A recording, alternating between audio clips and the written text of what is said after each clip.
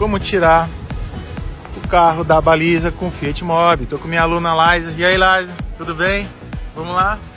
Volante todo para a direita, seta para a esquerda, marcha ré, desce freio de mão, faz a minha embreagem. Sempre tem que ter uma cautela, olhando no retrovisor, para o pneu não encostar na guia, nem o fundo do carro encostar no cone. Chegou no limite, gira o volante todo para a esquerda, primeira marcha. Agora ela vai ter cautela ao sair da baliza, olha bem no retrovisor. Isso, pode ir. Daí, gente, vocês vão fazer seu percurso. Autoescola Prime Juquei.